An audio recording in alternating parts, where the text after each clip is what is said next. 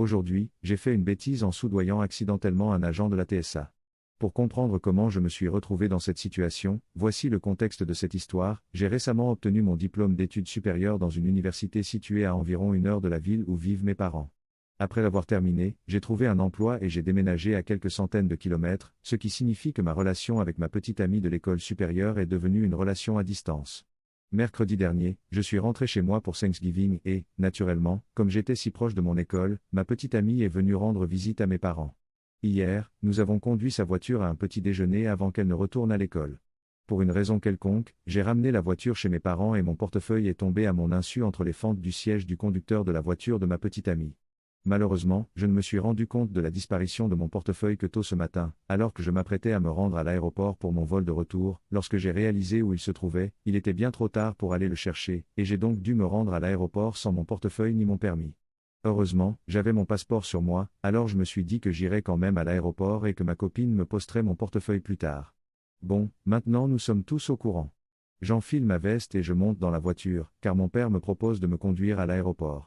Lorsqu'il me dépose, il me tend gentiment un billet de 20 $ et me dit « Je sais que tu n'as pas d'argent sur toi en ce moment, alors prends ça au cas où tu en aurais besoin. » C'est un père formidable. La veste que je porte a une de ses poches zippées sur la poitrine, alors je la plie et je la zippe pour la garder en sécurité. Une fois que je suis entré, que je me suis enregistré et que je me suis dirigé vers la ligne de sécurité de la TSA, je sors mon passeport de mon sac à dos et, par distraction, je dézippe ma poche de poitrine et je glisse le passeport à l'intérieur pour y accéder facilement. Lorsque j'arrive devant l'agent qui vérifie votre carte d'embarquement et votre pièce d'identité avant de passer le contrôle de sécurité, je défais ma poche, sors mon passeport et le remets avec confiance à la dame assise sur son podium. Après avoir scanné mon billet, je ne prête pas trop attention à l'inspection du passeport, mais je remarque qu'elle fait un rapide double regard. Elle dit ensuite haut d'un ton légèrement confus. Mon passeport est assez vieux, il expire début 2020 et je dois le renouveler. Par conséquent, la photo me représente beaucoup plus jeune. Je suppose donc automatiquement qu'elle s'inquiète de la proximité de l'expiration de mon passeport et de la différence visuelle entre ma photo d'identité et mon vrai visage.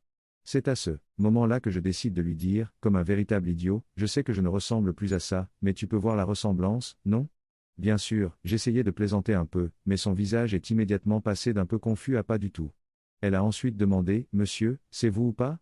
Mon cœur a fait un bond et j'ai répondu « Oui, c'est vous. » Elle a alors rapidement regardé autour d'elle et, d'un air troublé, m'a tendu mon passeport en disant « Tenez, reprenez-le. » Encore un peu perplexe, j'ai pris mon billet et le passeport dans son bras tendu, j'ai dit merci et j'ai commencé à m'approcher du poste de contrôle.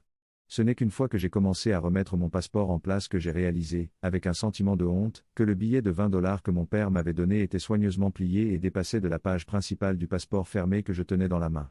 Je me suis retourné vers l'agent de la TSA qui m'avait contrôlé et qui me regardait toujours avec incrédulité. Je paniquais à ce moment-là et, dans un moment de terreur, j'ai soulevé mon passeport, qui contenait encore l'argent, et je l'ai agité comme un idiot, en disant bruyamment « Je ne l'ai pas fait exprès ». Elle s'est rapidement retournée et a appelé un autre passager. J'ai traversé le reste de la TSA, terrifié à l'idée d'être retenu. Trop long. Je n'ai pas lu. J'ai accidentellement mis 20 $ dans mon passeport vieux de 10 ans et presque périmé, je l'ai tendu à l'agent du TSA à l'aéroport comme pièce d'identité et j'ai dit j'espère que vous voyez la ressemblance comme un criminel. Et dit, ajout de paragraphe et correction de faute de frappe.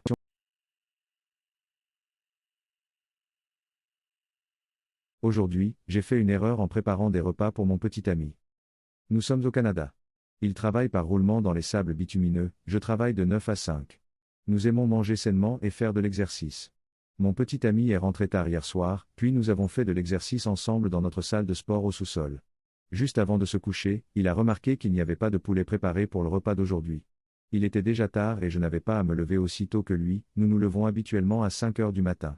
J'ai donc proposé de mettre le poulet au four, de programmer une alarme, puis de me réveiller pour le sortir et préparer ses repas. C'est un bon plan. Nous nous sommes préparés à nous coucher et j'ai réglé mon réveil sur 00h30. Je me suis dit que c'était assez de temps pour que notre énorme plateau de protéines soit cuit à la perfection. En plein coma, mon réveil a sonné et j'ai marché en zombie jusqu'à la cuisine, complètement dans les vapes. J'ai préparé ces repas les yeux fermés, je me suis félicité et je me suis recouché. Mon petit ami était heureux ce matin, reposé, tout allait bien dans le monde. Jusqu'à ce qu'il y a environ 1 heure, je reçoive un appel d'un numéro aléatoire m'informant qu'il semblerait que mon géant de copain de 1,80 m soit au travail, les couilles profondément enfoncées dans le bol en porcelaine, en train de vomir et de se chier dessus, et qu'il n'est absolument pas en mesure de conduire un véhicule. Et à cause du Covid, il doit partir immédiatement.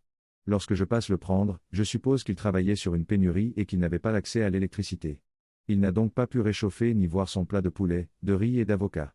J'ai regardé son récipient à moitié mangé et j'ai réalisé que le poulet était rose comme de la merde et que j'avais empoisonné l'amour de ma vie.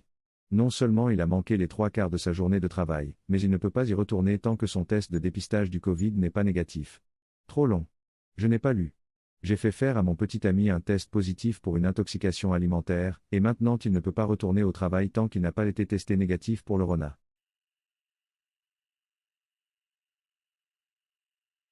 Aujourd'hui, j'ai perdu mon offre d'emploi parce que j'ai été stupide lors d'un test de dépistage de drogue. Avant de commencer, je sais à quel point cela va paraître stupide.